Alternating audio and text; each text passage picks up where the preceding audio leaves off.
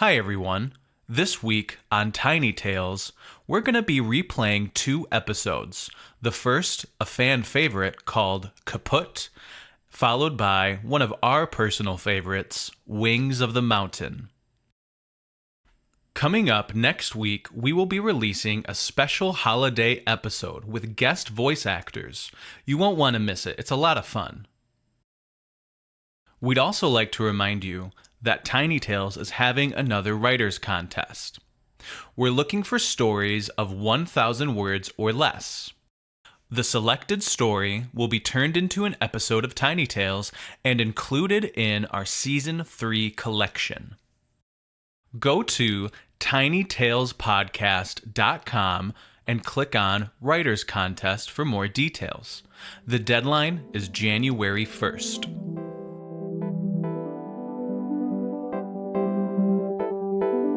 And now, please enjoy Kaput and Wings of the Mountain.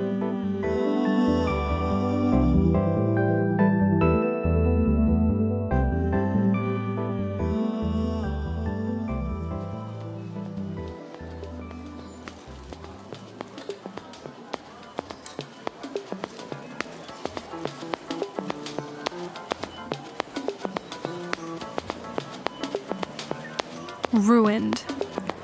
Doomed. Kaput.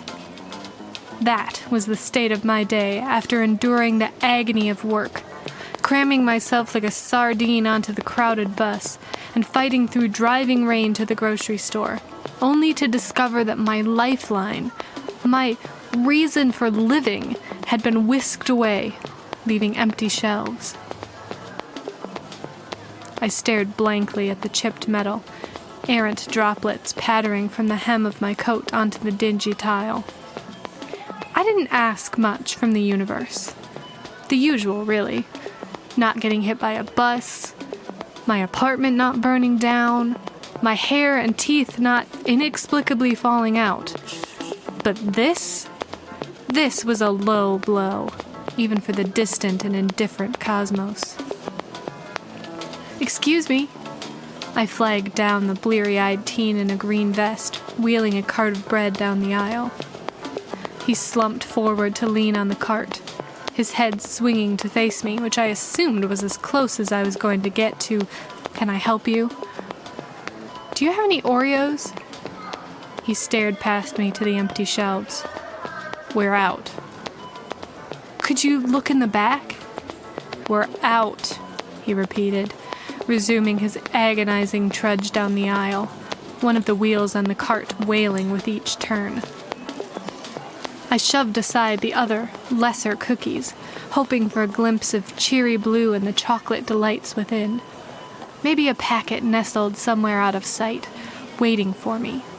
Not just any Oreos either, the double stuff. All I wanted was to slouch on the couch with a packet of Oreos on my stomach, twisting those little discs apart, numbing my mind with some inane TV and pretending nothing else in the world existed. That wasn't too much to ask, was it? The slouching teen reappeared, a blue packet in his hands. "Here." My savior! But my hopes crumbled like a stale off-brand cookie as he extended it to me, and I tried to keep the disgust from my face, willing the corners of my mouth into a friendly smile instead of a sneer. These weren't Oreos. They were abominations, cream sandwiched between 2 deceitful yellow wafers. Anyone who thought they were even in the same genus was an idiot. "Thanks," I said, taking the packet of little Judases. If they had mouths, I'm sure they'd be laughing at me. When he disappeared around the corner, I shoved them among the multitude of chocolate chip cookies and Swiss rolls. Having no Oreos was better than having yellow Oreos. Chocolate Oreos were soothing, nostalgic, comforting. Yellow Oreos taunted you, made you embrace your own mortality and tasted bland while doing it. I cast a last glance at the shelves, still refusing to accept they were empty, before trudging to the front of the store, hoping I could drown my sorrows in a few travel-sized packets from the registers. Maybe the world knew something I didn't. Maybe the apocalypse was upon us. What other explanation was there for a store in the 21st century being completely and utterly out of Oreos? Tomorrow the world would end and some lucky bastard out there at least had a pack of Oreos when it all went up in smoke. If society did hurtle back to the Stone Age, I knew who I was hunting down first.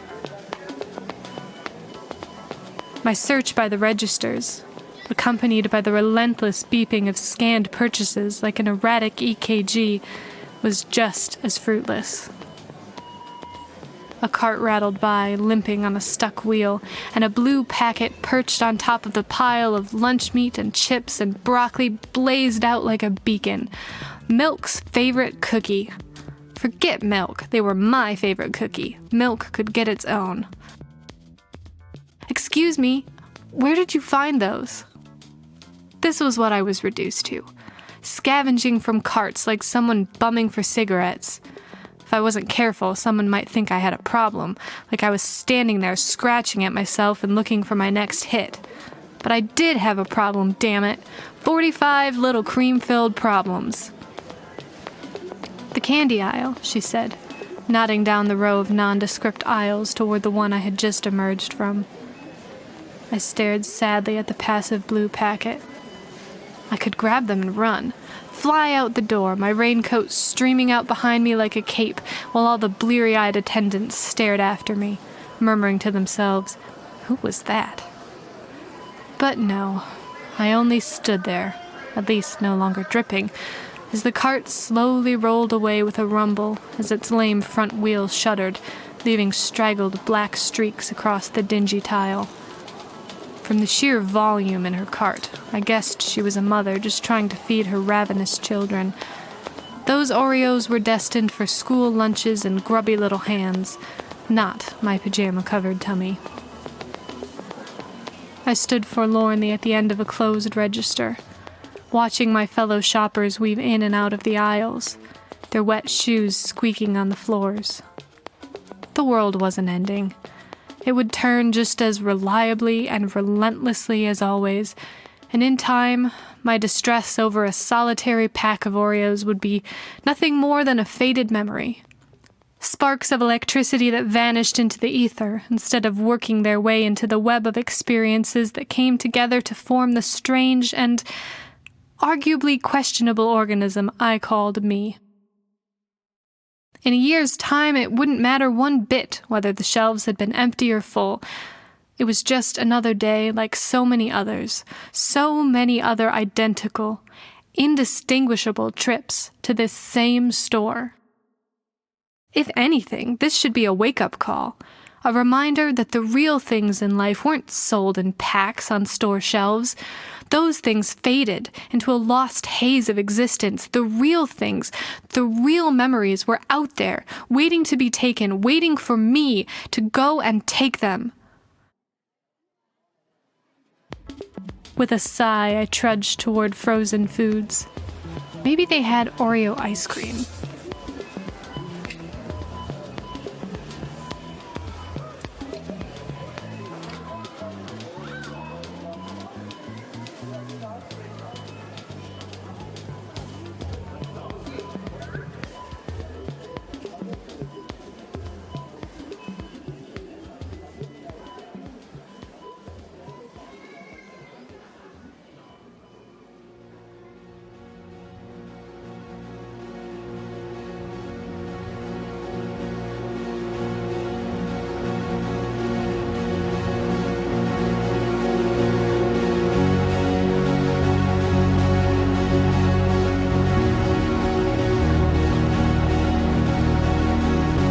The mountain rose out of the clouds, a silent island adrift on white sea billows, stained crimson and violet by the setting sun. Limbs shaking, weak from exertion, he dragged himself onto the rocky ledge. Jagged black walls surged up to the rugged peak looming over him. For 3 days he had climbed, driven by desperation, clinging to the bare rock face as desperately as he clung to his last shreds of hope. Now, without wings, he could go no higher. "Is anyone here?" His voice shuddered against the rock, lost in the whining wind. The mountain stood silent. "Please!" A flurry of wings beat against the wind, and he turned to see a great bird, cloaked in scarlet feathers, alight on a boulder at the edge of the shelf. Golden talons gripped the rock, and golden eyes peered out over a golden beak. He knelt in the creature's shadow, cast by the setting sun. "I come to make my plea to you, wings of the mountain." He fought to keep his shaking voice steady. "I have heard that a request may be granted to those with the strength to climb, and the courage to ask." He awaited the bird's response, but it only turned its head to fix its golden gaze upon him, and around them the wind wept against the stones. "Please!" he cried, beating his fist against the passive mountain. The bird clicked its beak, and he fell silent. "Many come," it rasped, "seeking power, seeking riches. Peasants, beggars, kings, and lords of men come to make their pleas. Which are you?" "I have little gold and less power, but tell me your price, and whatever I have, I will give." The bird shook its crimson feathers, beating its wings and throwing its head to the sky. Its harsh, barking cry reverberated off the mountainside. What use is gold to a mountain, or the word of men, fleeting as the clouds?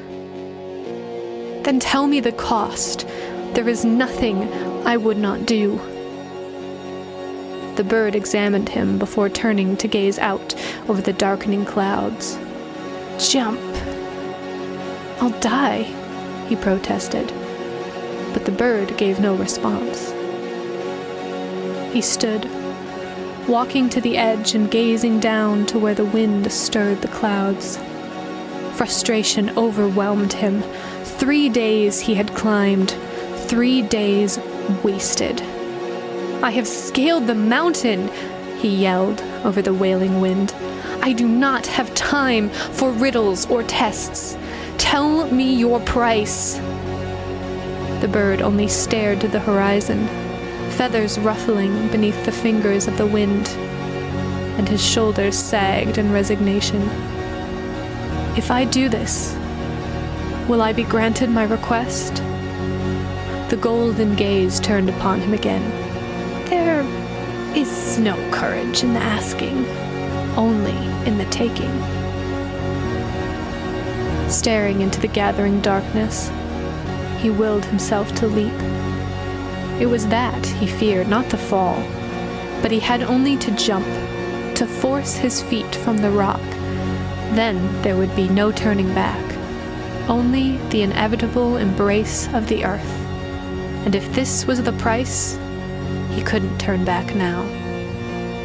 Closing his eyes, clenching his fists, he jumped. Nothingness surrounded him, the wind whistling in his ears. He waited for the jarring end, but when it didn't come, he opened his eyes. He stood in the meadow at the foot of the mountain, the peak lost in the blanket of clouds. The breeze that stirred his hair was only the wind that rushed through the valley and past the tossing trees. His legs gave out, and he fell to his knees, all strength leaving him in his despair. He had failed. The mountain had refused his offering. He pressed his forehead to the earth, ripping at the grass, his wail of anger lost in the wind. The sun disappeared behind the trees, and the shadows lengthened as he lay in the grass, hollow with grief. Pulling himself up, he turned his feet toward the small house at the edge of the meadow. The last light of day faded as he passed through the low door. Inside, his wife sat in the shadow of the dying fire, her head bent, weeping, the cascade of her hair hiding the small bundle in her arms, and his heart crumbled within him. He knelt next to her. "I'm sorry," he choked, hands shaking. "I tried." When she lifted her face, he saw that she wept not from grief, but with joy, with relief after long suffering and the passing of a shadow after lingering in darkness. In her arms, the tiny face once flushed and mottled was clear, and the dulled eyes bright. Her sob choked with laughter as a tiny hand reached up to her chin. He sagged to the floor. The mountain had heard his plea. He tried to wipe the tears from her cheeks, but his hand passed through her as through a fog, and when he called her name, she paid no more attention to him than the rustling of the trees. At the flutter of wings, he turned to see the bird perched on the foot of the bed, its crimson form immense in the low room. Is this death, then? The bird cocked its head, the pupil black in its unblinking golden eye. Does it feel like death? He remembered the darkness that had come over him at the foot of the mountain, when all hope had vanished, and he tumbled into the blackness of despair.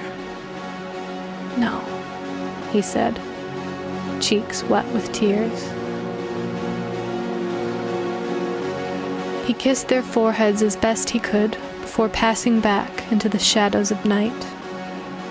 As he walked to the mountain, the great bird wheeled above him, glinting crimson in the moonlight, and behind him, upon the windowsill, lay a single crimson feather.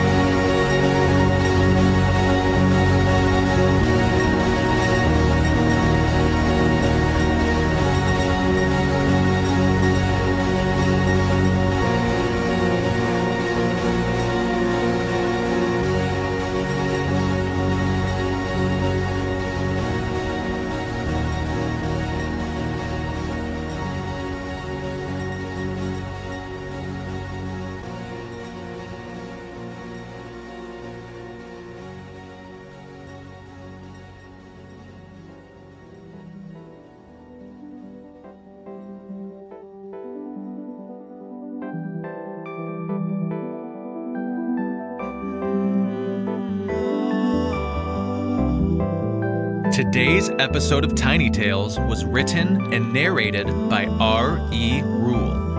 Music and production by Frank Nawrot. If you enjoy our show, don't forget to rate and subscribe. Join us on Patreon for as little as $1 per month to gain exclusive access to the Tiny Tales soundtracks. Visit us at tinytalespodcast.com for details. Thanks for listening.